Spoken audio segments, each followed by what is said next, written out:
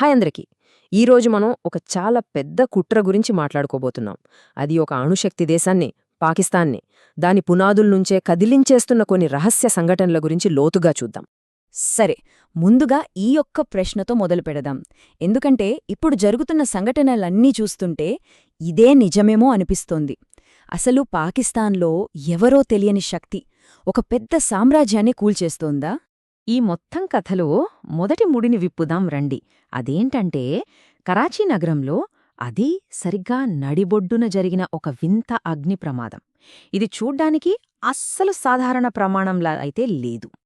ఇక్కడ టార్గెట్ చేసింది ఏదో మామూలు బిల్డింగిని కాదు, అది గుల్ ప్లాజా. ఎవరిదనుకుంటున్నారు? 1993 ముంబై పేలుళ్ల సూత్రధారి దావుద్ ఇబ్రహీం కుటుంబానికి సంబంధించింది. పాకిస్తానేమో ఇన్నాళ్లు అతనికి మేం ఆశ్రయం ఇవ్వట్లేదు అని చెప్తూ వస్తోంది. కాని ఈ ఒక్క సంఘటనతో అసలు నిజమేంటో బయటపడుతోంది కదా. ఈ యాక్సిడెంట్ గురించి కొన్ని విచిత్రమైన విషయాలు చూస్తే నిజంగా ఆశ్చర్యం వేస్తుంది. 1వ ఫ్లోర్, 3వ ఫ్లోర్ పూర్తిగా కాలిపోయాయి. కాని మధ్యలో ఉన్న 2వ ఫ్లోర్కి ఏమీ కాలేదు, చిన్న గీత కూడా పడలేదు. ఇంకా విచిత్రమేంటంటే, ఆ 2nd ఫ్లోర్ నిండా ఉన్నవి ఏంటో తెలుసా? చాలా ఈజీగా మంటలంటుకునే బట్టల దుకాణాలు. మరిది ఎలా సాధ్యం? సో ఇక్కడే మనకు అసలు విషయం అర్థం కావాలి. ఈ ఫైర్ యాక్సిడెంట్ జరిగిన తీరు చూస్తే ఇది యాదృచ్ఛికంగా జరగలేదని, చాలా పక్కా ప్లాన్తో ఉద్దేశపూర్వకంగా పంపిన ఒక మెసేజ్ అని క్లియర్గా తెలుస్తుంది. అయితే ఈ గుల్ ప్లాజా ఫైర్ యాక్సిడెంట్ అనేది ఏదో ఒక్కటే జరిగిన సంఘటన కాదు. ఇది ఒక పెద్ద, చాలా కోఆర్డినేటెడ్గా చేస్తున్న క్యాంపెయిన్లో ఒక భాగం మాత్రమే అన్నమాట. ఈ దాడులన్నింటి వెనుక ఒకే రకమైన పద్ధతి, ఒక సిగ్నేచర్ కనిపిస్తోంది. ఈ ప్యాటర్న్ ఎంత పర్ఫెక్ట్గా ఉందో మీరే చూడండి. ఫస్ట్, ప్లాజాలో కేవలం కొన్ని ఫ్లోర్లనే టార్గెట్ చేశారు. సెకండ్, కరాచీ పోర్ట్లో వేల కంటైనర్లు ఉంటే అందులో ఒకే ఒక్క కంటైనర్ను గడ్డివాములో సూదిని వెతికినట్టు కరెక్ట్గా దాన్నే కాల్చేశారు. ఇక మూడోది, పార్కింగ్ స్లాట్లో ఉన్న ఒకే ఒక్క మిలిటరీ వెహికల్ని పేల్చివేయడం. చూసారా, ఈ దాడులన్నీ ఎంత సర్జికల్ ప్రెసిజన్తో జరిగాయో, చుట్టుపక్కల ఇంకెక్కడా చిన్న డ్యామేజ్ కూడా లేకుండా. దీన్నే ఇంగ్లీష్లో శాబొటాజ్ అంటారు, అంటే విధ్వంసం. ఎవరో ఒక అదృశ్య శక్తి తమ రాజకీయ లేదా సైనిక ప్రయోజనాల కోసం పాకిస్తాన్ గడ్డపై కావాలనే పక్కా ప్లాన్తో ఈ పనులన్నీ చేస్తోందన్నమాట. ఈ ఆపరేషన్ స్కేల్ కేవలం ఆస్తులను పాడు చేయడానికే పరిమితం కాలేదు, అంతకు మించి ఉంది. ఇప్పటివరకు పాకిస్తాన్లో తలదాచుకుంటున్న 107 మంది టెర్రరిస్టులు ఇలాగే ఎవరో తెలియని వ్యక్తుల చేతిలో చనిపోయారు. ఇదొక చాలా పెద్ద క్యాంపెయిన్ అని చెప్పడానికి ఈ నంబరే చాలు. ఇప్పుడు అసలు విషయానికొద్దాం.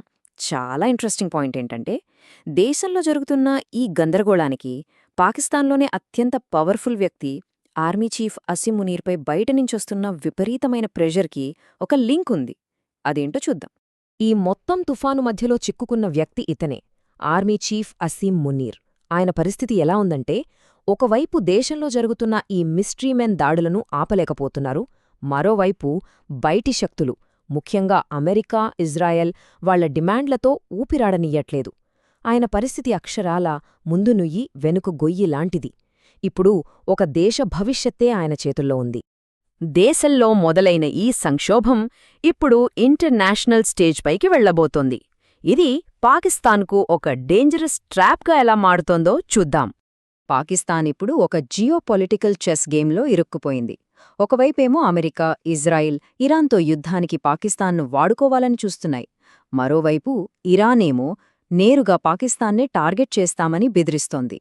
ఇంకోవైపు చూస్తే పాకిస్తాన్ బెస్ట్ ఫ్రెండ్ అయిన చైనా తన ఆస్తులకు ఇక్కడ రక్షణ లేదని చెప్పి నెమ్మదిగా దూరం జరిగే ఆలోచనలో ఉంది. సో ఇక్కడ మనం అర్థం చేసుకోవాల్సిన అసలు పాయింట్ ఏంటంటే, ఇది కేవలం టెర్రరిజం మీద పోరాటం కాదు, ఇదొక పెద్ద స్ట్రాటజిక్ ప్లాన్.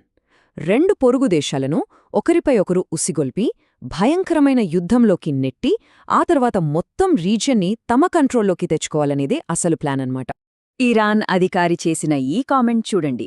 వాళ్ల బెదిరింపులు ఎంత డైరెక్ట్గా, సూటిగా ఇస్లామాబాద్ను ఉద్దేశించి ఉన్నాయో అర్థమవుతోంది.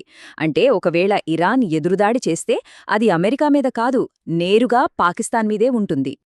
షియా మెజారిటీ ఉన్న ఇరాన్పై దాడి చేయడమంటే పాకిస్తాన్ ఆత్మహత్య చేసుకున్నట్టే. ఎందుకంటే పాకిస్తాన్లో సున్నీలు మెజారిటీ అయినా అక్కడ చాలా పెద్ద సంఖ్యలో షియా జనాభా కూడా ఉన్నారు. ఇరాన్పై దాడి జరిగితే వాళ్లు దాన్ని తమపై జరిగిన దాడిగా భావించి తిరగబడతారు.